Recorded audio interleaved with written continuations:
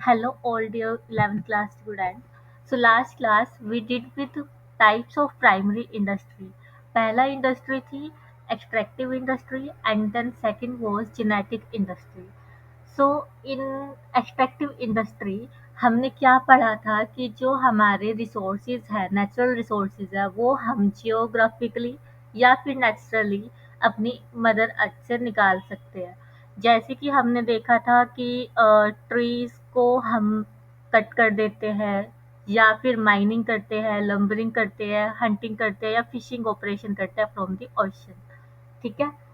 फिर हमने genetic industry में देखा था कि बायोलॉजिकल ट्रांसफॉर्मेशन करते हैं हम एनिमल्स का या फिर प्लांट को और ज़्यादा ग्रो करने में हेल्प करते हैं बाय द डिकम्पोज्ड आइटम्स जैसे कि खाद होता है और काउ डंग होता है, उसको मिला के हम ब्रीडिंग करते हैं प्लांट्स की।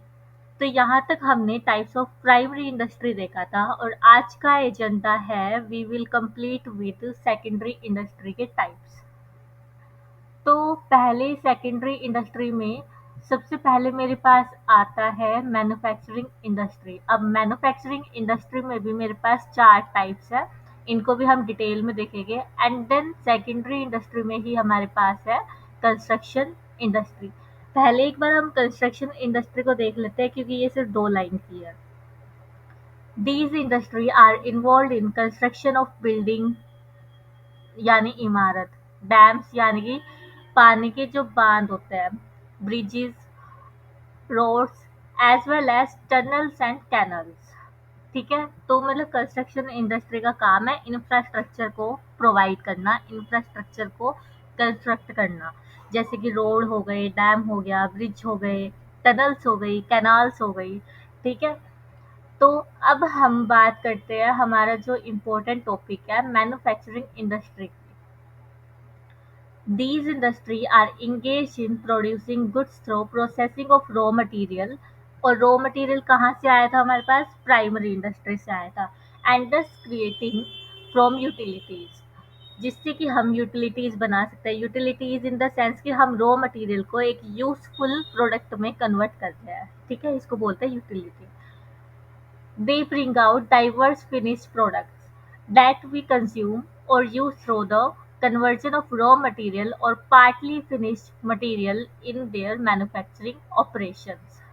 अब मैन्युफैक्चरिंग ऑपरेशंस मेरे पास 4 तरीके के हैं। मैन्युफैक्चरिंग इंडस्ट्री कितनी है? 4। पहली मेरे पास है एनालिटिकल इंडस्ट्री, देन है synthetical industry, then processing industry and then assembling industry. तो यहाँ पे पहले हम अपने फ्रेंड के पास चलते हैं, दैट इज आर पीपीटी। तो एनालिटिकल इंडस्ट्री में मेरे पास क्या होता है, मान लो मुझे ओशन से तेल निकालना है ऑयल रिग का यूज करके। ठीक है। अब उसको निकालने के बाद अब जो मेरे पास ऑयल है क्या वो उसी फॉर्म में आ जाएगा? नहीं, क्योंकि ओशन में है तो कुछ ना कुछ वाटर पार्टिकल्स भी उसमें आ जाएंगे। तो अब वाटर पार्टिकल्स को मुझे ऑयल पार्टिकल से सेपरेट करना है और इसी सेपरेशन का प्रोसेस जो करती है वो कौन सी इंडस्ट्री होती है? एनालिटिकल इंडस्ट्री होती है। मैंने तुम्हें सिर्फ एक एग्जांपल दिया है सेपरेशन इंडस्ट्री का, जिसमें कि ऑयल को मैं वाटर से अलग कर रही हूँ और हो सकता है यहाँ पे कुछ सॉइल के पार्टिकल्स भी आ जाए तो उसको भी अलग करना। तो एनालिटिकल इंडस्ट्री मेरी क्या है? Which analyse and separate different element from same material. एक ही मटेरियल से अलग अलग मटेरियल्स को एक्सट्रैक्ट करना, अलग करना, सेपरेट करना। मैंने निकाला ऑयल था लेकिन उसके साथ सोयल, वाटर और अदर माइक्रो ऑर्गेनिज्म आ गए तो उन सबको मुझे क्या करना पड़ेगा? सेपरेट। और सेपरेशन करने वाली इंडस्ट्री को हम क्या बोलते हैं? Analytical industry. देन उसके बाद है synthetical industry which combines various ingredients into a new product. देखो ये दोनों ना एक दूसरे के अपोजिट है। एनालिटिकल में हम क्या कर रहे थे? एक ही आइटम में से अलग अलग चीजों को सेपरेट कर रहे थे।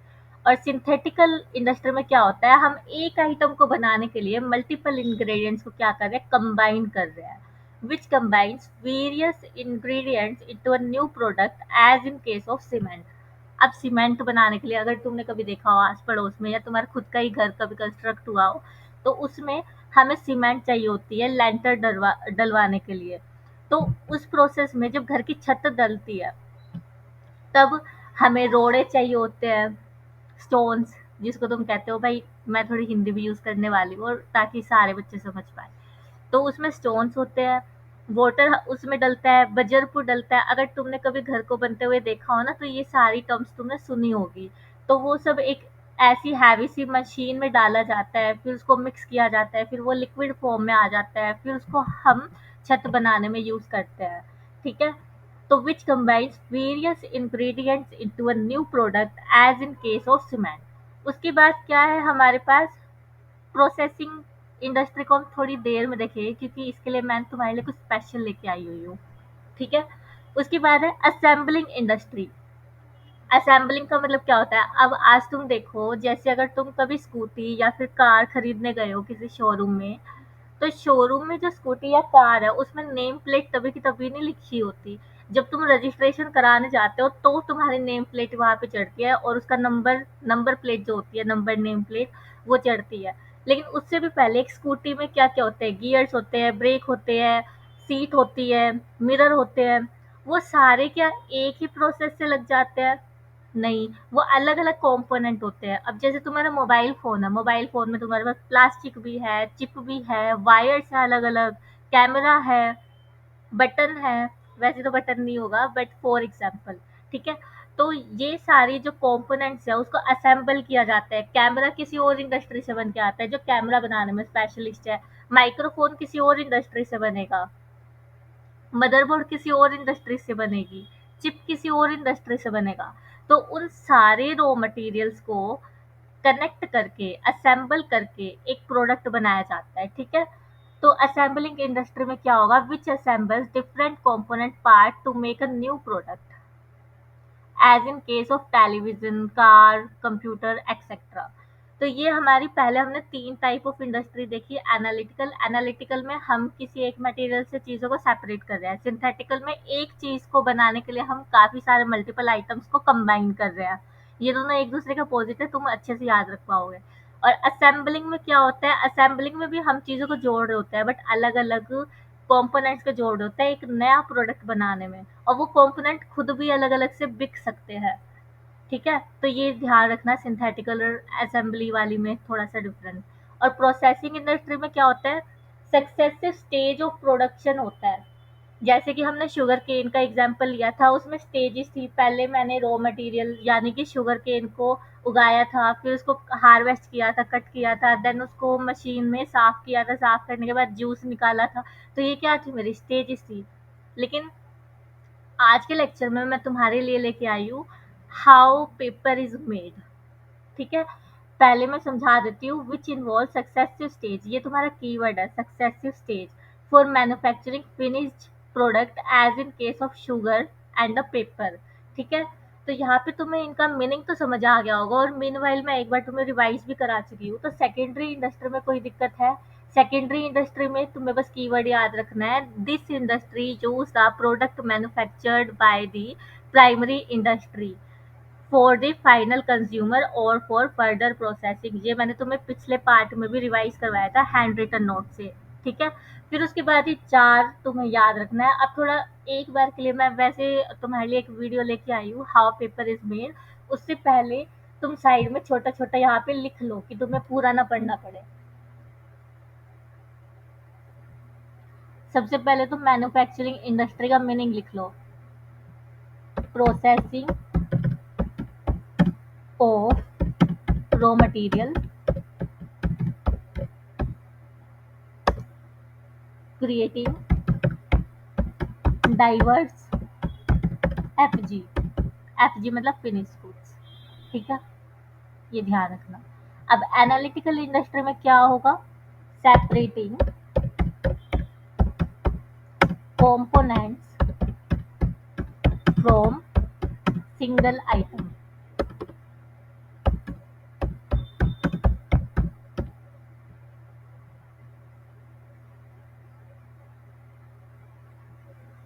और सिंथेटिकल में क्या होगा, कंबाइनिंग, यहाँ सेपरेटिंग था, यहाँ पे आ गया कंबाइनिंग डिफरेंट raw material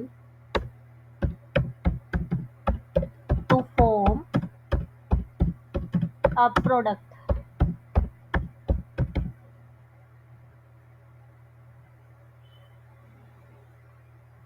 और प्रोसेसिंग में आ जाएगा involves successive stages.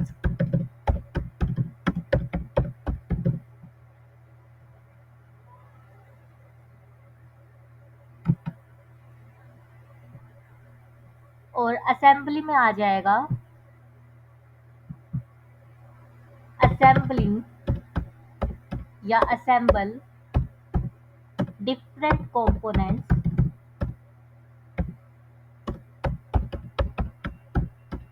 to form single new product. ये ध्यान रखना। मेरी तरफ से कॉन्सेप्ट हो चुका है पूरा, लेकिन जिन बच्चों को थोड़ा जिज्ञासा रहती है, थोड़ी-सी एक डिज़ायर रहती है, एम्बिशन रहती है कि हमें भी थोड़ा प्रोसेस देखना है, कैसे क्या होता है, जो मैम वर्बली बता रही होती है, तो वो रुक सकते हैं and they can watch this particular video which I have brought to you.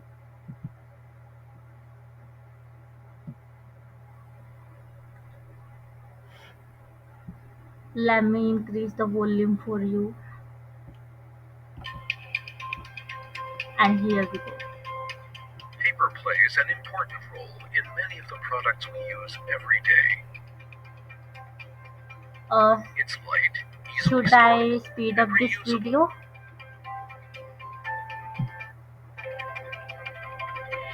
How is paper made in an era that demands everything be as sustainable as possible? अब इसमें कहा जा रहा है कि पेपर जो है काफ़ी इम्पोर्टेंट होता है and it is use in all the industries writing के लिए कुछ ना कुछ। तो अब पेपर बनाया कैसे जाता है ये बताया जा रहा है। April has the capacity to produce 2.8 million tons of pulp and 1.15 million tons of paper annually. April operates. ये अपनी मशीन की क्वालिटी बता रहे हैं कि हम अपनी मशीन से कितना पेपर एक बार में बना सकते हैं। The city of Bangalan Karinchi, Palawan Regency, Riau Province. We are committed to operating sustainably. Each part of our paper-making process is in line. अब ये पेड़ को फॉरेस्ट से काटते हैं एंड देन जो हमारा डिटैच्ड पेड़ है उसको बहुत स्मॉल पार्टिकल्स में, बहुत स्मॉल कंपोनेंट में कट कर देते हैं by machine. With policies on sound environmental management. Pulp and paper is produced using acacia and eucalyptus trees as raw materials from plantations which are spread across 5 districts in Riau Province that grow 200 million seedlings per year. और क्योंकि ये forest में से plants की जो number है वो कम कर रहे हैं, तो SGD यानी कि सस्टेनेबल डेवलपमेंट ग्रोथ, इसके लिए वो प्लांटेशन भी करते हैं ताकि हमारा जो एनवायरनमेंट है वो सेफ रहे। वैसे तुम्हें नहीं पता हो या पता भी हो तो आगे जो तुम्हारा फ्यूचर है ना वो SGD में SDG और ESG में काफ़ी ज़्यादा जाने वाला है। जो बिज़नेस है वो प्रॉफिट तो अर्न कर ही रहा है, प्लस उसको थोड़ा सोसाइटी की तरफ भी देखना होता है and you must be having knowledge of 17 principles जो कि कभी तुम बड़ी क्लासेस में पढ़ोगे। ठीक है, अब मैं 17 प्रिंसिपल्स तो तुम्हें डिटेल में नहीं बता सकती, but you can watch from Google also. ठीक है, तो you can simply type 17 principles of SGD and ESG, तब वहाँ पे तुम्हारे पास आ जाएगा वो सारे प्रिंसिपल्स। ठीक है, और एक 9 प्रिंसिपल्स अलग है, वो भी आ जाएगी तुम्हारे पास। वो बरसर के है, BRSR रिपोर्टिंग के, वो अलग है। पहले 17 वाले देखना कभी तुम्हें नॉलेज चाहिए तो। April operates 4 central nurseries which are integrated with the Research and Development Department to grow the best tree seedlings in our plantations. In papermaking, there are 3 key processes. The first process is pulping. Harvested trees are transported from the plantation to the woodyard mill area. अब यहाँ पे पहला step बताया गया है। The wood is put into the debarking machine to remove its bark, which cannot be used in papermaking. Bark and byproducts are utilized as fuel to produce electricity used in factories and.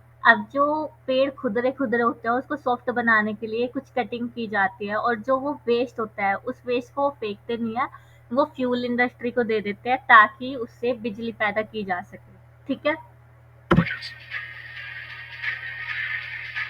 Subsequently, the logs are washed, cut into small pieces, and cooked in a digester.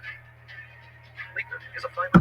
अब जो इनके पास वो small pieces वाला component आता है, उसे ये एक फर्नेस में डाल देते हैं उस टेम्परेचर पे कि जो इसकी राख है वो वाइट बन के आए। Adhesive substance in the wood, and the cooking process dissolves this lignin substance, resulting in pulp. The next process is to whiten the pulp. The white pulp is dried and packaged in a pulp dryer. This dried pulp is made into sheet form for easy shipping. Pulp is a raw material for derivative products such as paper, cardboard, and tissue. The water used for washing logs is filtered before being reused to wash other logs. This step is carried out to reduce water usage. April has invested in water recycling and ये इस video में बता रहे हैं अभी कि हम सिर्फ रिसोर्सेज को एक्सप्लॉइट नहीं कर रहे हैं, साथ में हम कंजर्वेटिज्म रख रहे हैं, हम पानी को भी वेस्ट नहीं जाने देते, कॉन्टामिनेटेड नहीं छोड़ते, उसको भी प्योरीफाई करते हैं। sophisticated processing facilities to minimize environmental impact.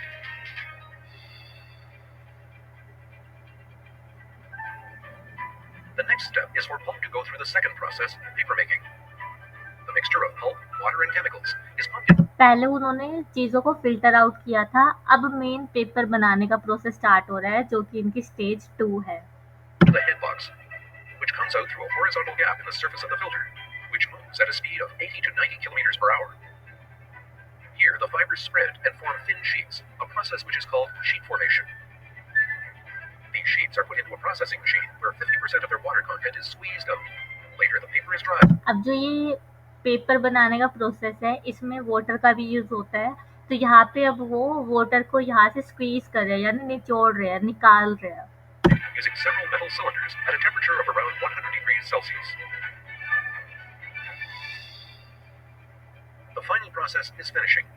After the drying process, the surface of the paper is coated with compound.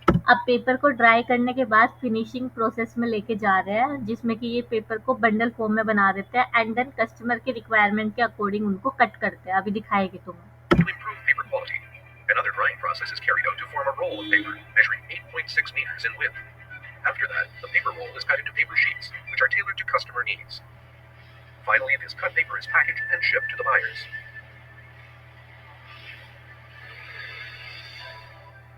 April produces a variety of pulp and paper products, upholding our commitment to provide the best products to our customers while safeguarding the environment.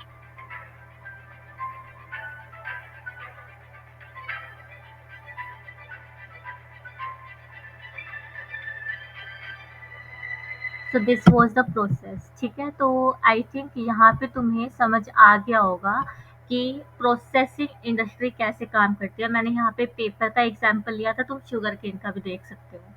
ठीक है, everything is available to you, but is important how to utilise it, how to use your mobile phone. Okay, so that's all from my side today. Let's, तुम्हें पहले मैं chart दिखा देती हूँ। अब हमारी जो सेकेंडरी इंडस्ट्री है वो भी पूरी हो चुकी है। अब मैं कह सकती हूँ कि जो मेरा इंडस्ट्री वाला पार्ट था वो मेरी तरफ से पूरी तरीके से कंप्लीट हो चुका है। अब हम फर्दर वीडियोस में कॉमर्स से रिलेटेड पढ़ेंगे, एंड जो कॉमर्स है वो एक ही पार्ट में खत्म हो जाएगा, ज़्यादा बड़ा नहीं है। ठीक है, नहीं, लेकिन ऑक्सिलरीज टू ट्रेड बड़ा है, थोड़ा 2 या 3 पार्ट लग सकते हैं, but we will do it.